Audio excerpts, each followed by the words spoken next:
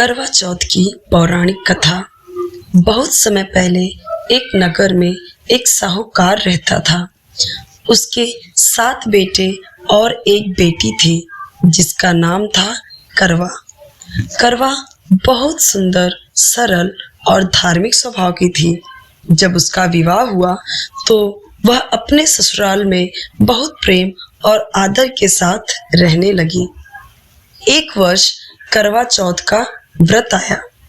करवा ने अपनी सास के साथ यह व्रत रखने का निश्चय किया।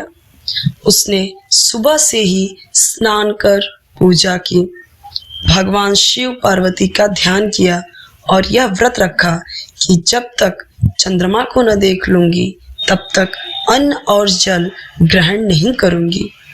पूरे दिन उसने श्रद्धा और विश्वास के साथ व्रत किया। शाम होते होते भूख और प्यास से उसका गला सूख गया।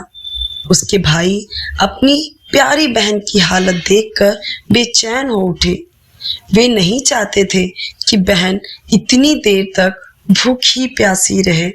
उन्होंने सोचा, क्यों न कुछ ऐसा किया जाए कि बहन को लगे चांद निकल आया है ताकि वह भोजन कर ले। भाइयों ने एक ऊंचे पेड़ के नीचे चलनी में दीपक जलाया और पेड़ की डालियों से छनती हुई रोशनी को दिखाते हुए बोले, दीदी देखो, चांद निकल आया है। करवा ने अपनी भोली श्रद्धा में सोची कि सचमुच चांद निकल आया है। उसने जल अर्घ्य दिया और भोजन करने बैठ गई। तभी कुछ ही देर में उसे यह दुखद समाचार मिला कि उसका पति अचानक बेहोश होकर मर गया है।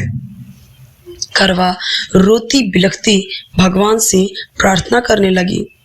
तभी माता पार्वती उसके सामने प्रकट हुई। माता ने कहा, बेटी, यह सब तुम्हारे अधूरा व्रत करने का फल है। तुमने बिना वास्तविक चंद्रमा को देखे व्रत तोड़ दिया, इसीलिए यह विपत्ति आई है। लेकिन तुम सच्ची निष्ठा और भक्ति के साथ अगले वर्ष करवा चौथ का व्रत पूर्ण श्रद्धा से रखो तो तुम्हारा पति पुनः जीवित हो जाएगा।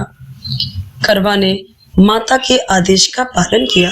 उसने पूरे वर्ष तक कठोर तपस्या की और अगले वर्ष करवा चौथ के दिन पूर्ण निष्ठा से व्रत रखा। इस बार उसने चांद के दर्शन कर विधि पूर्वक अर्घ्य दिया और व्रत पूरा किया।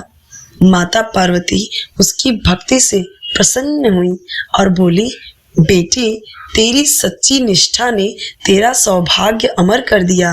तेरे पति को जीवन दान मिला है और तेरा सुहाग सदा सदा अटूट रहेगा। तभी उसका पति पुनः जीवित हो उठा।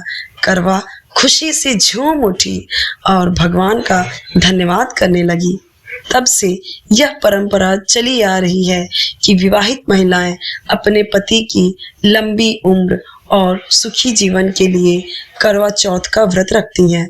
इस दिन महिलाएं सुबह से ही निर्जल उपवास रखती हैं, 16 श्रृंगार करती हैं, शाम को सास ससुर का आशीर्वाद लेकर चंद्रमा को अर्घ्य देती हैं और फिर पति का चेहरा चलनी में दीपक रखकर देखकर व्रत खोलती हैं।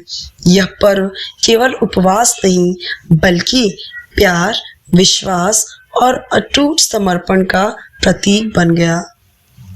जय करवा माता की।